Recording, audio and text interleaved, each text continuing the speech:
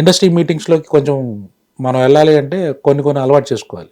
ఆ టైంలో ఇప్పుడు మన ఫ్రెండ్స్ ఉంటారు, ఇలా చేసుకుంటే అలా బాగుంటుందని మన సజెషన్స్ ఇచ్చేవాళ్ళు ఉంటారు. కానీ అందరూ మనకు పాజిటివ్ ఇస్తారని కాదు కదా. లేదు.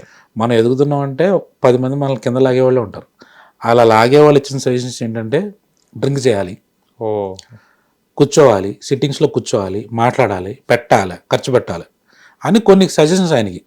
దాంతో ఆయన మైండ్ బాగా డిస్టర్బ్ అయిపోయింది. అంటే అప్పుడప్పుడే అంటే సెటిల్ అవుతున్న లైఫ్ కదా, అవును. డెసిషన్ తీసుకుంటే ఏదైనా క్విక్గా తీసుకోవాలి.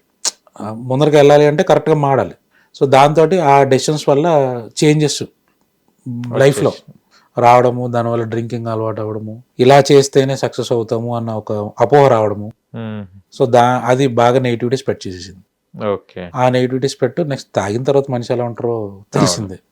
సో ఆయన కొంచెం హెవీగా ఉండడం, అవి కొంచెం అక్కడ ఇబ్బంది కలిగించడం, అలా ఇండస్ట్రీకి దూరం అయిపోయారు ఆయన. ఓకే. దాదాపు ఎన్ని మూవీస్ చేశారండి? 300 సినిమాలు అయితే 500 దాకా 500 దాకా చేశారు. స్టేజ్ షోస్ ఒక 200-300 దాకా ఉంటాయి. సీరియల్స్ ఒక 100 పైన ఉంటాయి. 100 పైన ఉంటాయి.